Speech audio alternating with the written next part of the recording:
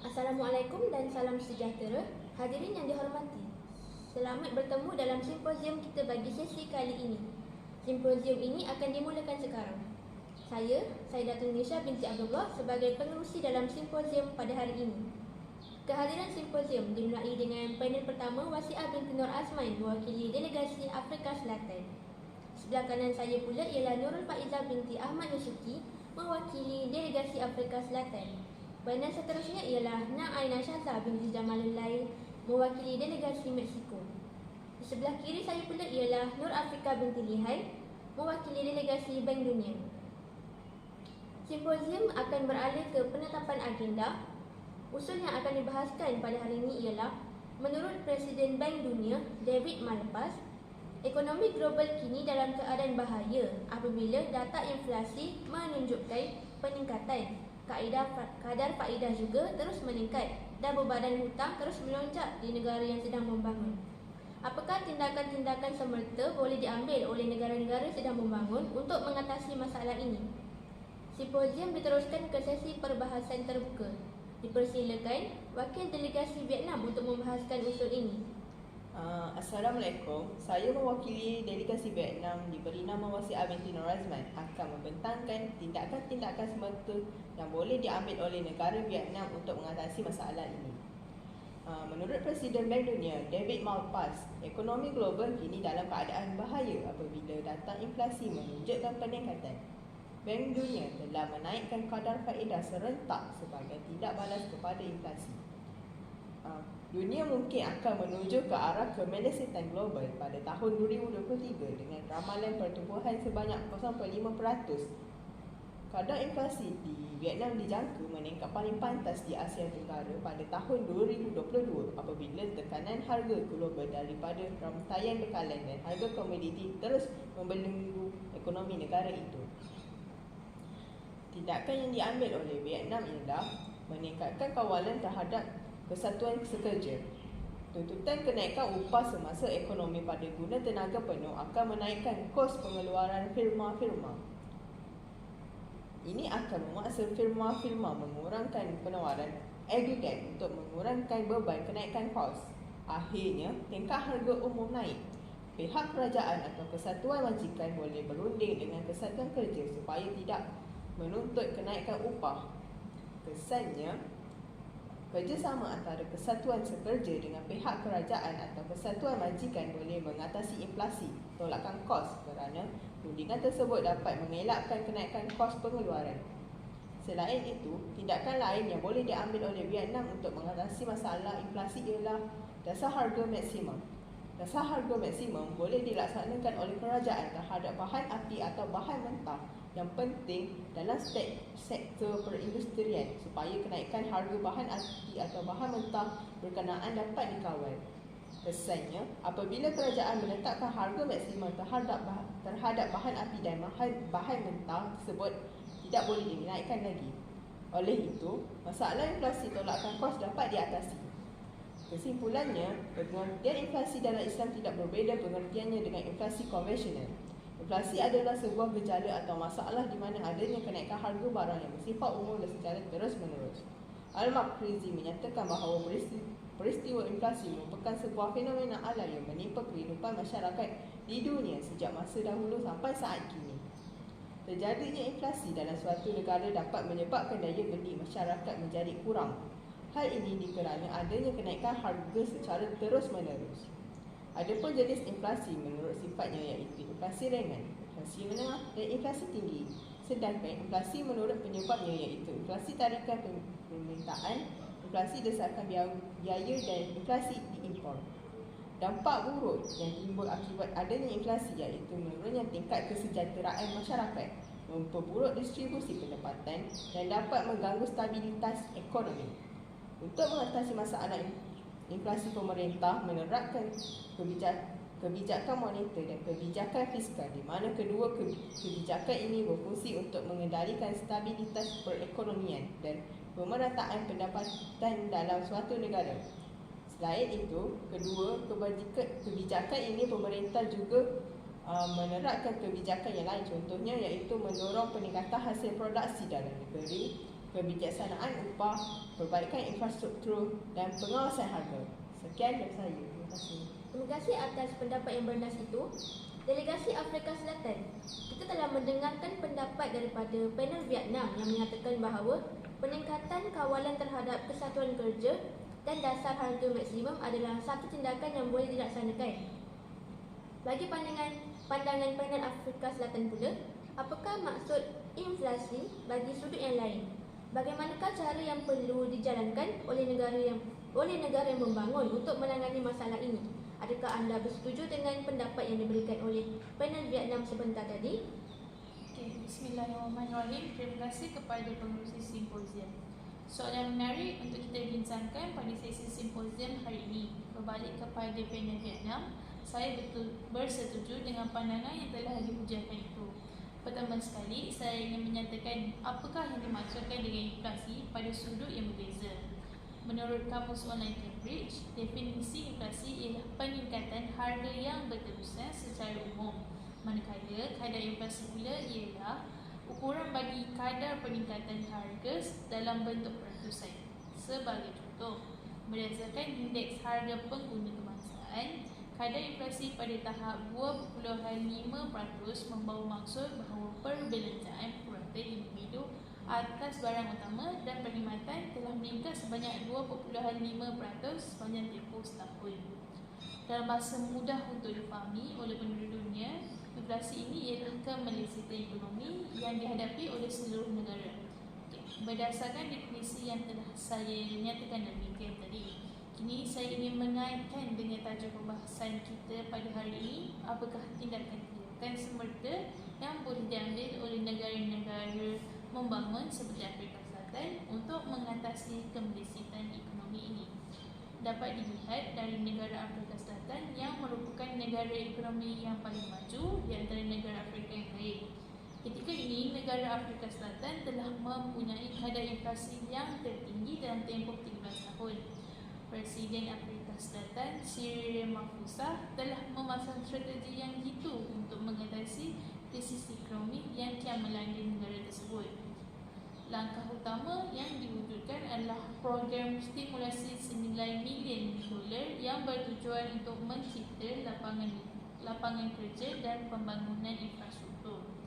Ini bermaksud negara tersebut akan mengeluarkan sejumlah dana yang besar untuk mendorong pertumbuhan ekonomi yang telah dilanda kemelesetan sejak beberapa tahun yang sebelumnya. Langkah yang seterusnya ialah Afrika Selatan melalui diversifikasi pasar atau negara tujuan ekspor. Menteri Kewangan Afrika Selatan, Pravin Gordhan, mengatakan bahawa perlindungan Afrika Selatan untuk mengatasi dampak krisis ini adalah untuk melakukan diversifikasi pasar dengan cepat menuju negara BRICS yang menaikkan perdagangan Afrika Selatan dengan sisa negara Afrika. Meskipun Eropah telah mengalami perlambatan ekonomi dan Eropah masih pasar terbesar di Afrika Selatan untuk produk-produknya. Namun, menurut pejabat kiri ANC, Senior Departemen Negara dari National Treasury, Departemen Perdagangan dan Industri atau singkatannya DTI, dan Departemen Pembangunan Ekonomi melihat pada kondisi ekonomi global yang tidak stabil sejak 2007, di mana terjadi krisis kewangan global dan krisis ekonomi. Afrika Selatan harus menggunakan aliansi BRICS sebagai alternatif yang mengamankan pasar baru untuk produk negara itu. Dan untuk menciptakan investor baru di Afrika Selatan, total perdagangan Afrika Selatan dengan negara-negara BRICS pada tahun 2012 mencapai 18%, naik sebanyak 10% dari tahun 2005. Terdapat penurunan dalam perdagangan dengan pasar tradisional Jepun, Uni Eropah dan Amerika Syarikat. Terima kasih atas pandangan tersebut. Tindakan yang dilaksanakan oleh pihak Afrika Selatan sedikit sebanyak akan dapat membantu untuk mengatasi kemelesetan ekonomi di dalam negara. Dapat kita lihat, setiap negara mempunyai tindakan yang berbeza yang dibuat untuk meningkatkan ekonomi bagi negara mereka. Di sini, saya ingin memberikan pendapat bahawa pihak kerajaan wajar membuka lebih banyak peluang-peluang pekerjaan kepada rakyat tanpa mengira usia dan di mana mereka berada, sama ada di kawasan bandar ataupun di luar bandar. Hal ini dikatakan demikian kerana peluang pekerjaan yang dibuka ini dapat menyumbang dana kepada negara. Seperti yang kita ketahui juga, masih ramai rakyat yang mengalami kemiskinan dan masalah pengangguran. Secara tidak langsung, langkah ini dapat membantu untuk meningkatkan taraf hidup mereka. Beralih pula kepada pihak delegasi Mexico, rakyat sedikit sebanyak menjadi faktor kemajuan untuk peningkatan ekonomi negara. Apakah sumbangan rakyat dalam membantu menurunkan kadar inflasi dan memajukan ekonomi negara? Dipersilakan.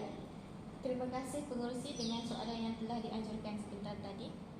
Sebagai wakil dari Mexico, saya berpendapat bahawa pada tahun 2019, di mana wujudnya coronavirus 19 atau lebih kita kenali sebagai COVID-19, kadar inflasi di kebanyakan negara semakin meningkat, tidak lupa juga di Mexico.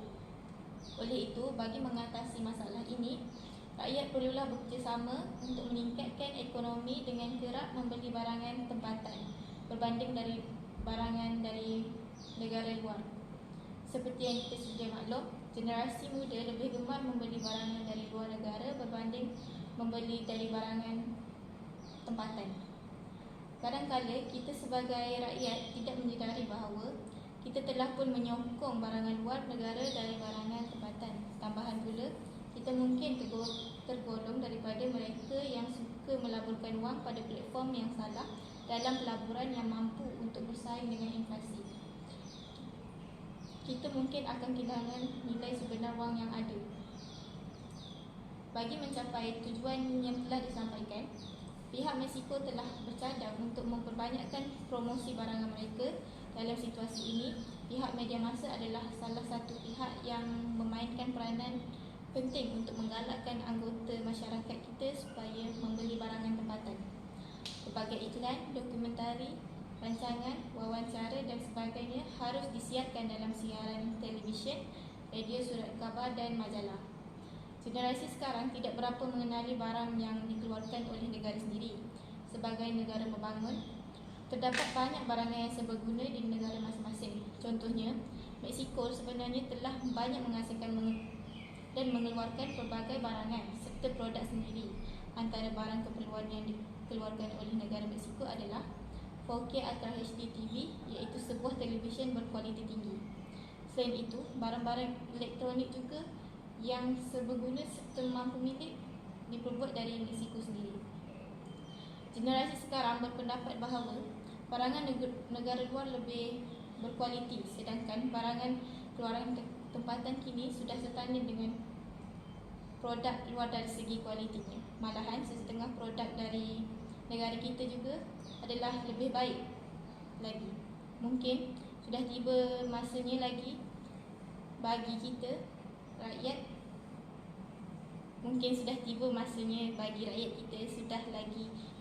sudah tidak lagi mengagungkan barangan luar. Dalam menghadapi cabaran globalisasi, kita perlu mengikis sikap ego yang sememangnya tidak menguntungkan. Demikian juga sikap prejudis memandang rendah barangan tempatan seharusnya dilontar jauh-jauh dari sudut pemikiran kita. Selain dari itu, Mexico juga ingin melakukan kempen kesedaran diri tentang isu yang dibincangkan supaya masyarakat di Mexico menyedari akan pentingnya menyokong barangan negara berbanding negara luar. Hal ini akan memberi impak kepada rakyat dengan meningkatkan taraf hidup mereka dengan lebih berkesan. Dengan propaganda daripada pihak media, kempen tersebut dapat mencelik minda pengguna kita supaya mengetahui kualiti dan kelebihan barangan Mexico sehingga berminat untuk membeli barangan Mexico seperti peribahasa tak kenal maka tak cinta. Sekian daripada saya. Baiklah, seperti yang kita sedia maklum, Bank Dunia memainkan peranan yang begitu besar dalam menangani inflasi serta penurunan ekonomi bagi setiap negara. Apakah bantuan yang dapat disalurkan oleh pihak Bank Dunia bagi mengatasi masalah ini? Dipersilakan. Terima kasih saudari pengerusi. Sebelum kita menjelajahi lebih jauh masalah ini, izinkan saya untuk menerangkan peranan Bank Dunia. Bank Dunia ataupun lebih dikenali sebagai World Bank merupakan salah satu lembaga kewangan antarabangsa yang memiliki perwakilan di setiap negara. Secara definisi, pertubuhan Bank Dunia ini memberikan bantuan dan nasihat kewangan kepada negara yang memerlukan dana kewangan. Secara ringkas, pertubuhan ini ditubuhkan untuk membantu negara yang sedang membangun untuk menyusun rencana dan strategi bagi membantu membangunkan negara mereka dari segi ekonomi.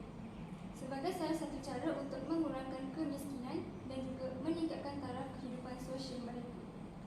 Institusi Bank Dunia merupakan salah satu institusi terbesar yang memainkan peranan penting dalam menangani krisis inflasi. Antara tindakan yang boleh diambil oleh Bank Dunia adalah dengan mengurangkan kadar pertambahan faedah kepada negara-negara yang sedang membangun. Hal ini kerana kebanyakan negara yang sedang mengalami inflasi mempunyai kadar pertumbuhan ekonomi yang perlahan. Hal ini juga membolehkan negara-negara yang berhutang tidak merasa terbeban dengan hutang piutang yang semakin bertambah akibat daripada pertambahan kadar-kadar faedah tersebut. Di samping itu, David Malpass juga ada berkata, kenaikan kadar faedah mewujudkan beban tambahan. Inflasi masih merupakan masalah utama bagi semua orang, terutamanya kepada golongan miskin. Akibatnya, dengan mengurangkan kadar pertambahan faedah kepada negara-negara yang sedang membangun, negara-negara yang sedang membangun ini dapat memberi fokus untuk memajukan ekonomi mereka. Selain itu, Bank Dunia juga boleh memberi cara dengan melakukan tempoh masa yang panjang kepada sesebuah negara yang berhutang. Sebagai contoh, amatlah mustahil bagi sesebuah negara untuk melangsaikan hutang mereka dengan kadar segera.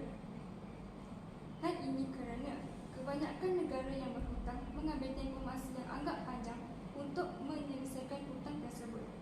Sebanyak 70 buah negara yang berpendapatan rendah dan sederhana telah dicatatkan, seperti negara Malawi, Bangladesh dan juga Afghanistan.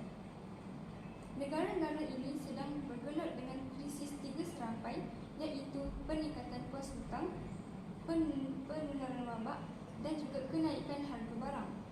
Kesannya, negara-negara ini tidak akan merasa tertekan dan terbeban dengan nilai-nilai hutang yang semakin meningkat apabila pihak Bank Dunia memanjangkan tempoh masa untuk mereka membayar hutang.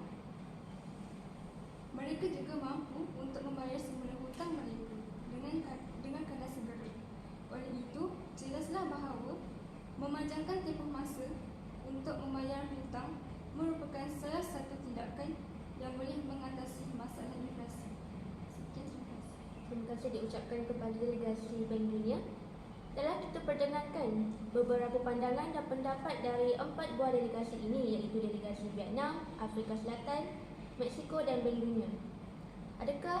Adakah yang ingin memberi hujah yang lain? Ini bermaksud kesemua ahli panel simposium bersetuju dengan pendapat yang dibincangkan sebentar tadi.